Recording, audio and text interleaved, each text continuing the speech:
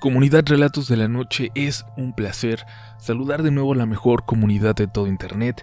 Gracias por seguir consumiendo este tipo de contenido en estas épocas, en teoría tan diferentes a los temas que tratamos por aquí. Pero eso es, como les digo, en teoría, porque también en días como estos suceden cosas inexplicables. También en estos días hay encuentros con lo sobrenatural, con lo maligno, quizás. Esperamos que disfruten las historias a continuación y ya lo saben, se disfrutan mejor si lo hacen con la luz apagada.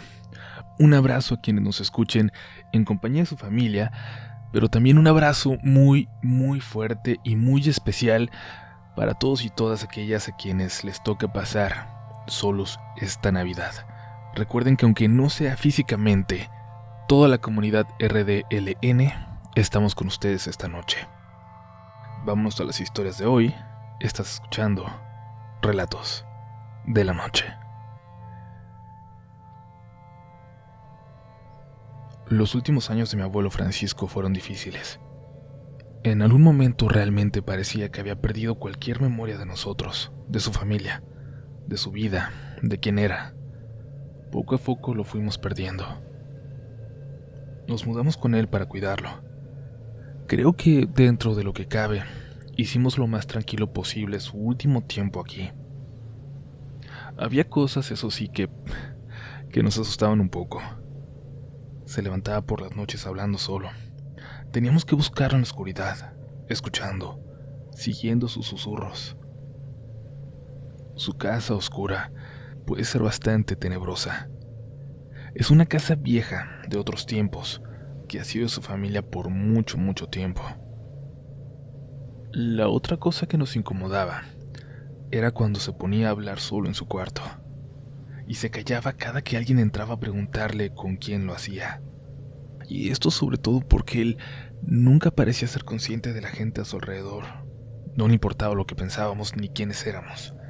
Es por esto que nos parecía muy raro que en esos momentos decidiera callarse, decidiera ocultarnos eso, que hablaba solo. Y bueno, cuando dije que nos incomodaba quizás fui muy discreto. La verdad es que nos aterraba hasta los huesos. Mi abuelo ya no era el mismo. La Navidad anterior fue la primera que pasamos sin él. Finalmente pasó a mejor vida, a una donde recordara de nuevo quién es, a una donde se volvía a reunir con la abuela, con toda su familia. El encontrar sus cartas, sus escritos sin sentido ni coherencia de los últimos meses fue una experiencia que nos dejó sacudidos. Realmente ya parecía que había otra persona habitando en él, alguien que no era el abuelo, que no era nuestro abuelito. Esa Navidad decidimos pasarla en su casa como un homenaje, como una forma de recordarlo. En cuanto murió la pusieron en venta, así que sabíamos que sería la última festividad en esa casa, donde creció mi padre. Mis tíos también acudieron. Fue una fiesta grande como no se hacía desde que yo era niño, desde que vivía la abuela también. Creo que no nos reuníamos todos desde los funerales. Aquella noche anterior a la fiesta, el 23, yo fui a quedarme a la casa. Había vivido los últimos 2 años ahí, así que era prácticamente mi casa también. Me sentía seguro, en confianza. Por eso, me tomó por sorpresa lo que escuché de madrugada.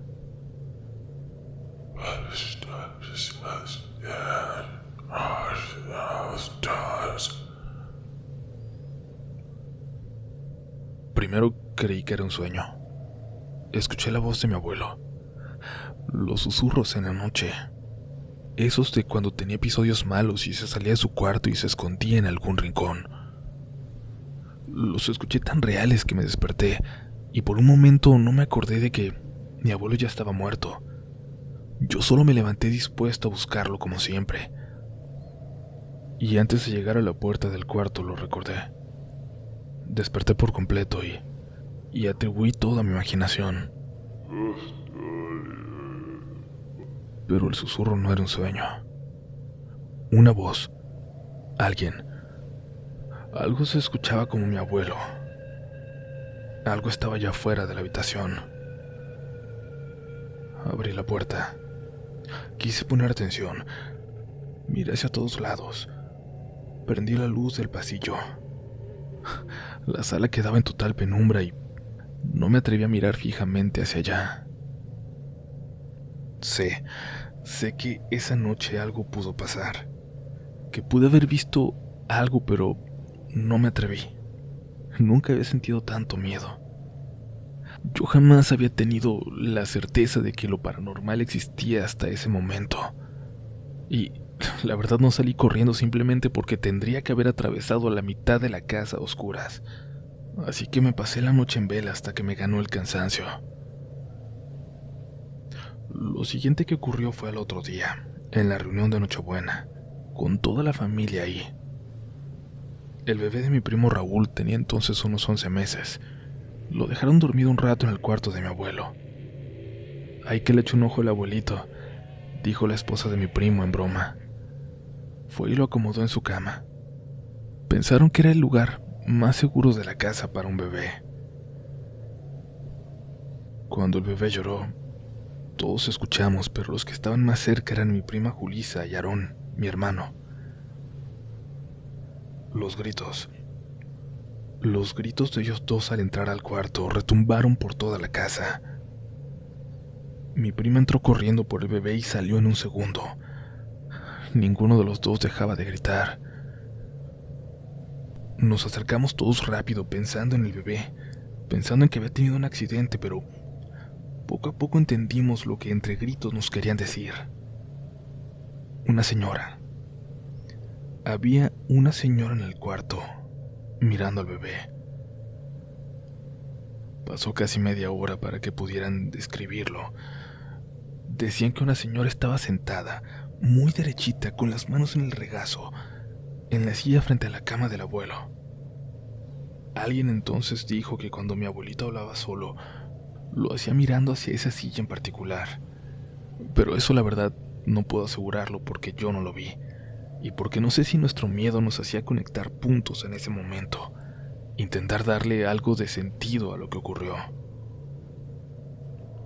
No pudimos terminar ahí la velada. Movimos todo, la comida, los regalos, todo, a la casa de mis tíos, a 15 minutos de ahí. Esa será una Navidad que nunca podremos olvidar.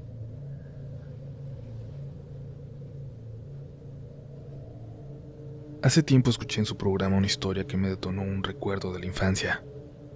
Algo que me parecía incluso fantasía, hasta que lo consulté con mi hermana y me di cuenta de que sí había ocurrido. Sucedió en las Navidades de 1989. Por aquel entonces en nuestro barrio había varios gitanos, o eso parecían, un grupo de gente que apenas hablaba español. Las señoras de ese grupo de gente pasaban leyendo las cartas en el mercadillo. Los hombres vendían joyas que aseguraban que eran de oro, aunque estaba claro que eran solo baratijas. Mi mamá les tenía mucho respeto. No quiero decir que miedo, pero sí mucha precaución. Cuidaba hasta cómo se negaba que le leyeran las cartas, siempre intentando no ofenderles. A mi hermana y a mí nos fascinaban, nos parecían muy interesantes. Imaginábamos sus historias, imaginábamos todo lo que habrían atravesado para llegar hasta aquí. Intentábamos imaginar cómo eran por dentro las vecindades en donde se habían establecido.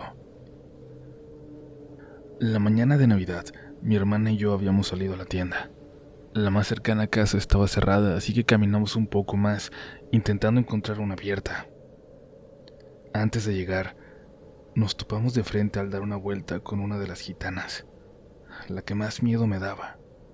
Una señora de unos 50 años, pero que daba la impresión de ser muy dura, muy fuerte, como si hubiera vivido muchas cosas.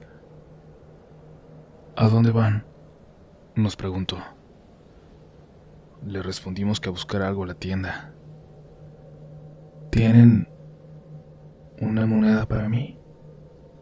En ese momento sentimos mucho miedo de decirle que no. La calle estaba completamente sola y sabíamos cómo se cuidaba de ella mi mamá. Mi hermana le dio una moneda aunque la necesitábamos. La mujer sacó algo de una bolsa de tela y lo puso en las manos de mi hermana. Muchas gracias, le dijo, y se alejó cantando una canción que no era en español. Una canción muy vieja, no sé, parecida a las que cantan en esas películas como medievales. Lo que le dio fue una muñeca de trapo que apenas era más grande que su mano. Una horrible muñeca, de verdad. La habríamos tirado ahí mismo de no ser porque necesitábamos demostrarle a mi mamá por qué no íbamos a llevar su encargo completo, porque íbamos cortas una moneda. La Navidad pasó tranquila, pero esa noche, no, y tampoco la siguiente.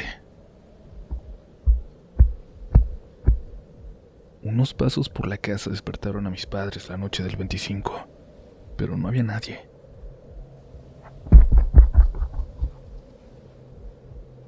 La noche siguiente también se escucharon. Esta vez ya pensaron que no era casualidad, que no había explicación alguna. Nunca antes había escuchado algo así. Algo estaba dentro de la casa. Nos despertaron para asegurarse de que ni yo ni mi hermana hubiéramos salido de nuestra habitación. Les dijimos que no. Es una muñeca, dijo mi hermana medio dormida aún. Se está levantando. Yo la vi. Es la muñeca. Mis papás buscaron por toda la casa a la muñeca sin éxito. Se fueron a dormir pensando que había sido un mal sueño de mi hermana. Ellos, por el miedo que había mostrado, pensaron que mi hermana había tirado la muñeca el día anterior.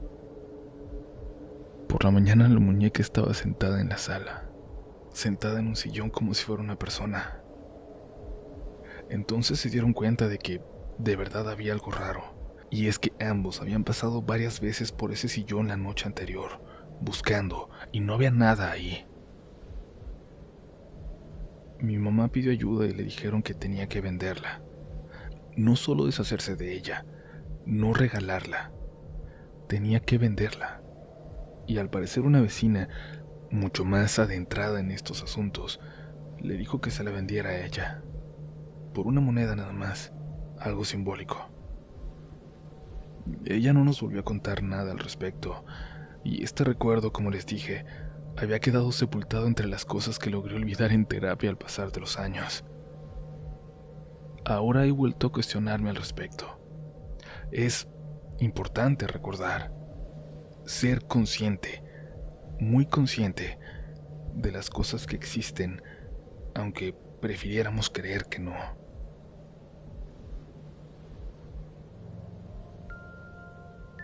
Aún no terminas este episodio de Relatos de la Noche. Cuéntanos qué te ha parecido, cómo le estás pasando y lo más importante de todo, ¿tienes tú una historia de terror, de Navidad para contar?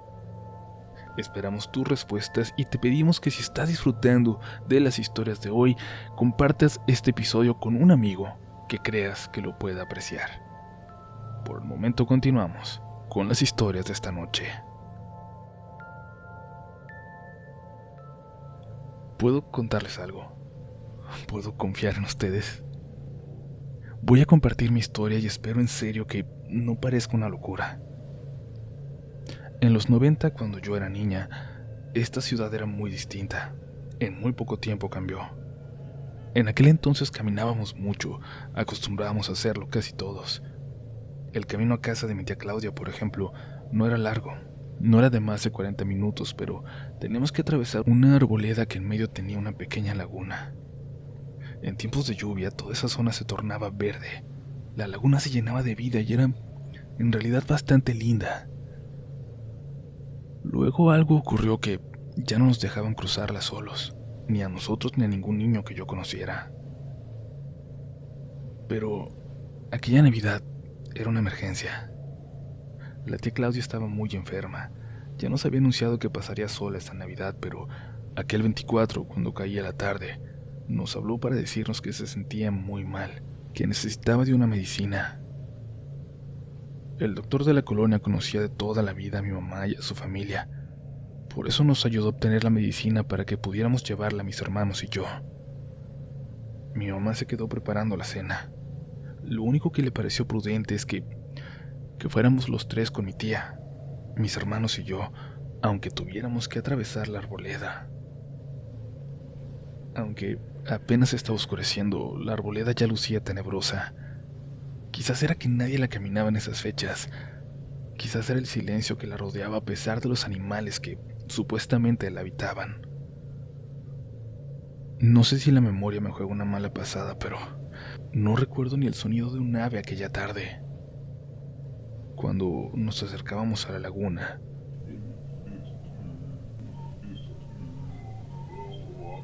escuchamos una voz a la distancia, un hombre, pero no ubicábamos de dónde provenía.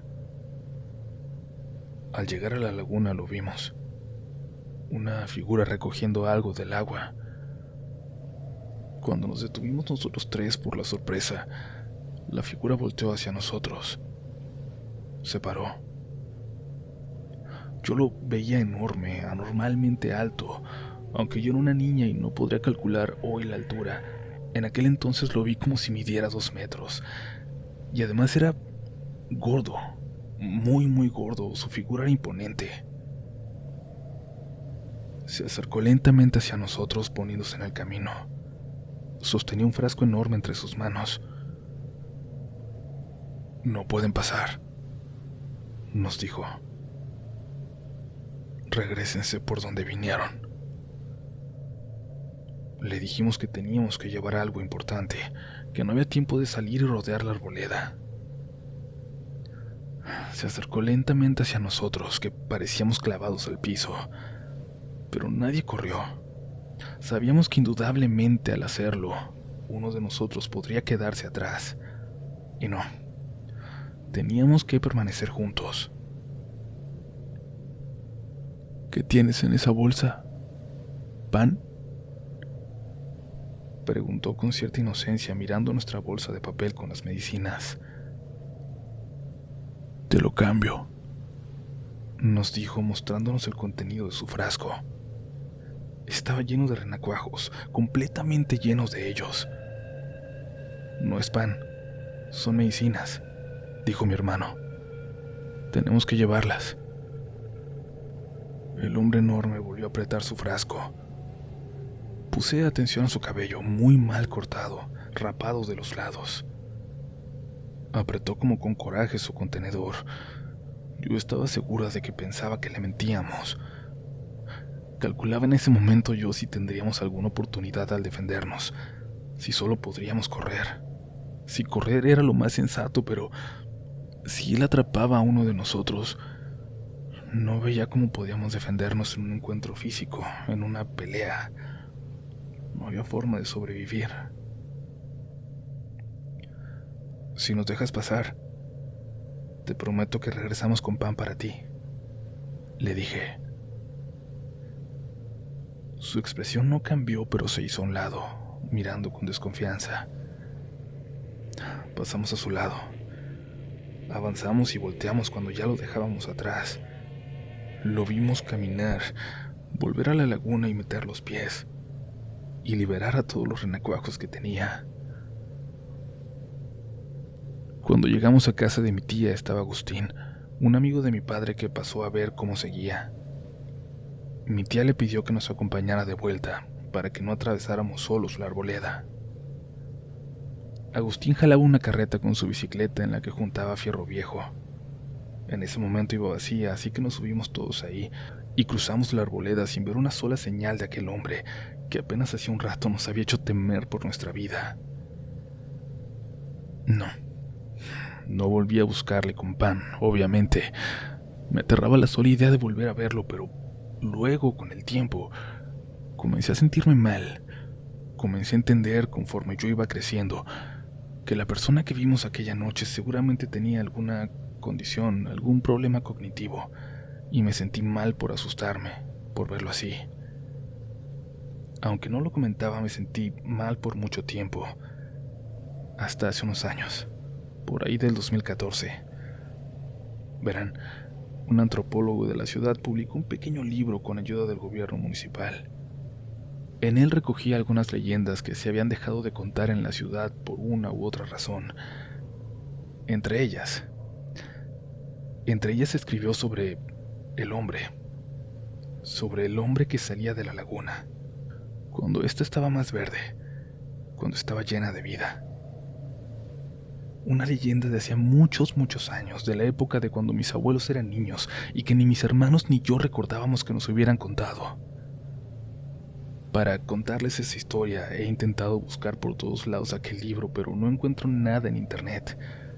Tendrá que ser en físico, supongo, pero casi estoy segura que aquella noche nos topamos de frente con una leyenda.